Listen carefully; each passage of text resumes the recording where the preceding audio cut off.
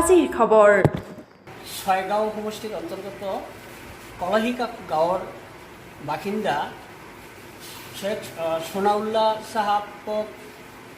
Border পুলিচৰ জৰিয়তে কৰায়ত্ব কৰি তেখেতক ডিটেনশ্যন কেম্পলৈ পঠোৱা কাৰ্য আমি অসম চৰকাৰ তথা অসমৰ হোম ডিপাৰ্টমেণ্টক আমি অসম সংখ্যালঘু সংগ্ৰাম পৰিষদৰ তৰফৰ পৰা তীব্ৰ গৰিহণা দিছোঁ। কাৰণ সেইজন ব্যক্তি সোনাউল্লাহ চাহাবে 30 বছৰ কাল কেন্দ্ৰীয় চৰকাৰৰ অন্তৰ্গত আৰ্মিত চাকৰি কৰি আছিলে আৰু তাৰপিছত ৰিটায়াৰমেণ্ট হোৱাৰ পিছত আকৌ বেক কৰি আহি অসম চৰকাৰৰ আকৌ বৰ্ডাৰ বিভাগত সাব ইন্সপেক্টৰ হিচাপত তেখেতে কৰ্মৰত হৈ আছে। আৰু সেইজন ব্যক্তিৰ নামত যদি তেনেকুৱা ট্ৰিবিউনেল কোৰ্টত যদি কেছ আছে সেইজন ব্যক্তিক জনাব লাগিছিল আগতে, কিন্তু সেই ব্যক্তিজনে 2008 চনৰ পৰা তেখেতৰ নামত যি কেছ ৰুজু হৈ আছে সেই বিষয়ে অৱগত নহয়। তেখেতে মানে যেতিয়া NRCৰ খচৰা উলিয়ালে সেই খচৰাত যেতিয়া নাম অহা নাই তেতিয়াহে সেই সোনাউল্লাহ চাহাবে গম পালে যে মোৰ নাম কিয় অহা নাই। তেতিয়া ট্ৰিবিউনেল কোৰ্টত খবৰ লোৱাৰ পিছত তেখেতে গম পালে যে মোৰ নামত কেছ আছে আৰু সেই কেছত তেখেতে পাৰ্টিচিপেট কৰাৰ পিছতো তেখেতে অৰিজিনেল নথি পত্ৰ দেখুওৱা স্বত্তেও একপক্ষীয়ভাৱে ট্ৰিবিউনেল কোৰ্টৰ পৰা তেখেতক বিদেশী বুলি জাজমেণ্ট দিয়া হৈছে আৰু সেই পৰিপ্ৰেক্ষিতত তেখেতক পুলিচৰ জৰিয়তে কৰায়ত্ব কৰি ডিটেনশ্যন কেম্পত ৰখা হৈছে। আমি এটা কথা আমি আগৰ পৰাই অসম চৰকাৰ তথা ভাৰত চৰকাৰক জনাই আহিছোঁ যে আমাৰ যিবোৰ ট্ৰিবিউনেল কোৰ্ট আছে অসমত 100টা ট্ৰিবিউনেল কোৰ্ট, সেই কোৰ্টবোৰত যিবিলাক সদস্য দিয়া হৈছে সেই সদস্যবোৰ অপৰিণত, সেই সদস্যবিলাক তেনেধৰণৰ নলেজ নাই। কাৰণ সেইসকল সদস্য উচ্চ ন্যায়ালয়ৰ জুনিয়ৰ এডভকেট হয় আৰু সেই জুনিয়ৰ এডভকেটবোৰক সেই ট্ৰিবিউনেল কোৰ্টবোৰত নিয়োগ কৰাৰ কাৰণে সেইসকল ব্যক্তিয়ে যধে মধে জাজমেণ্টবিলাক দি থকা হৈছে বুলি আমি আগতেই আমি অসম চৰকাৰ তথা আমি কেন্দ্ৰীয় চৰকাৰক অৱগত কৰাইছোঁ। আৰু তাত আমি দাবী কৰিছিলোঁ যে অসমত যি 100টা ট্ৰিবিউনেল কোৰ্ট আছে সেই প্ৰতিটো কোৰ্টত যাতে জুডিচিয়েল মেজিষ্ট্ৰেট নিয়োগ কৰা হয়, তেতিয়াহে এটা ন্যায্য জাজমেণ্ট তাত পোৱা যাব। কিন্তু চৰকাৰে এতিয়ালৈকে সেইটোৰ ব্যৱস্থা কৰা হোৱা নাই। তাৰ পৰিণতিত দেখা গৈছে যে আজি আমাৰ সোনাউল্লাহ চাহাবৰ ক্ষেত্ৰত তেখেতে অৰিজিনেল বোনাফাইড ইণ্ডিয়ান চিটিজেন হোৱা স্বত্তেও আৰু ভাৰত চৰকাৰৰ অন্তৰ্গত চাকৰি কৰি ৰিটায়াৰমেণ্ট হোৱাৰ পিছত আকৌ অসম চৰকাৰত তাক নিয়োগ কৰাৰ পিছতো তেখেতক কেনেকৈ বিদেশী সজোৱা হ'ল তেখেতক উপযুক্ত নথি পত্ৰ দেখুওৱাৰ স্বত্তেও আজি আমাৰ হাতত তেখেতৰ ঘৰৰ পৰা আমি লৈ আহিছোঁ তেখেতৰ 1966 চনৰ তেখেতৰ দেউতাকৰ নাম মহম্মদ আলী, তেখেতৰ নামত 1966 চনৰ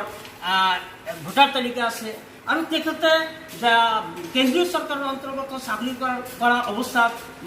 ভাৰতৰ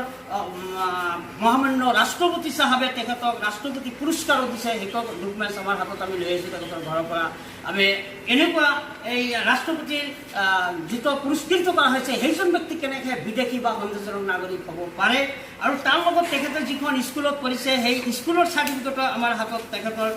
যিখন স্কুলত পঢ়িছে সেই স্কুলৰ চাৰ্টিফিকেট আমাৰ ওচৰত আছে। তেখেতে হাই স্কুল বা হায়াৰ ছেকেণ্ডেৰীৰ পৰা এইবিলাক ডকুমেণ্টছবিলাক আমি লৈ আহিছোঁ আৰু সেইজন পৰিয়ালৰ ঘৰত 1835 চনৰ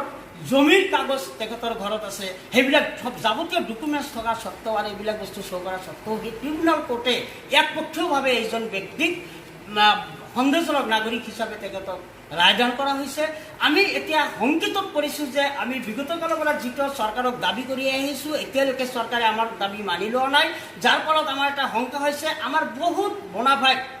ইন'চেণ্ট যিবিলাক নাগৰিক, এই নাগৰিকসকলক তেনেধৰণৰ আমাৰ সোনাউল্লাহ চাহাবৰ নিচিনাকৈ বহুতক তেনেকুৱা আৰু বিদেশী ঘোষণা কৰিব বুলি আমাৰ শংকা হৈছে। যাৰ কাৰণে আজি আমি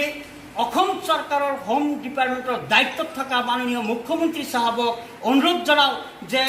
আমাৰ অসমৰ যিকেইটা ট্ৰিবিউনেল কোৰ্ট আছে প্ৰতিটো কোৰ্টত যাতে জুডিচিয়েল মেজিষ্ট্ৰেট নিয়োগ কৰা হয় আৰু যিসকল মানুহৰ নামত বৰ্ডাৰ পুলিচৰ জৰিয়তে অবৈধভাৱে কমপ্লেইন কৰা হৈছে সেইসকল পুনৰীক্ষণ কৰি সেইসকল মানুহক যাতে মুক্তি দিয়া হয় তাৰ কাৰণে ব্যৱস্থা ল'ব লাগে বুলি আমি দাবী জনাওঁ। আমি যি NRCৰ কাম চলি আছে NRCৰ কামত এই সোনাউল্লাহ চাহাবৰ নাম যাতে অন্তৰ্ভুক্ত হয়, তেখেতৰ পৰিয়ালসহ আমি অসম সংখ্যালঘু সংগ্ৰাম পৰিষদৰ তৰফৰ পৰা আমি আজি আপোনাৰ এই সংবাদ মাধ্যমৰ জৰিয়তে আমি অসম চৰকাৰ তথা কেন্দ্ৰীয় চৰকাৰক আমি দাবী জনাওঁ। আমি বিগত সময়তো আমি RGI আৰু চিফ ইলেকশ্যন কমিশ্যনাৰকো আমি আগতো আমি দাবী জনাইছোঁ যে অসমত যি বৰ্ডাৰ পুলিচ, এই বৰ্ডাৰ পুলিচে যিসকল মানুহক তদন্ত নকৰাকে এনেই যধে মধে মানুহৰ নামত ট্ৰিবিউনেল কোৰ্টত যিবিলাক কেছ ৰেফাৰ কৰা হৈছে সেইবিলাক মানে কেছত প্ৰতিটো মানুহৰ নামত দেখা গৈছে হয় নামৰ ভুল নাইবা ঠিকনাৰ ভুল যধে মধে সিহঁতে স্পাই লগাই পেলাই যিকোনো মানুহৰ পৰা নাম কালেকশ্যন কৰি তেনেকুৱা মানে ট্ৰিবিউনেল কোৰ্টত কেছ ৰেফাৰ কৰা হৈছে এনেধৰণৰ কাম যাতে ভৱিষ্যতত কৰা নহয় তাৰ কাৰণে আমি চৰকাৰৰ ওচৰত আমি দাবী জনাওঁ আৰু আমি এই সোনাউল্লাহ চাহাবৰ এই সংক্ৰান্তত তেখেতক বিনা চৰ্তে মুক্তি দিব লাগে বুলিও দাবী জনাওঁ আৰু আমি অচিৰে আমি অসমৰ মাননীয় মুখ্যমন্ত্ৰী চাহাবক সোনাউল্লাহ চাহাবক যাতে বিনা চৰ্তে মুক্তি দিয়া হয় তাৰ কাৰণে আমি এখন অসম সংখ্যালঘু সংগ্ৰাম পৰিষদৰ তৰফৰ পৰা আমি অচিৰে স্মাৰকপত্ৰ দিম।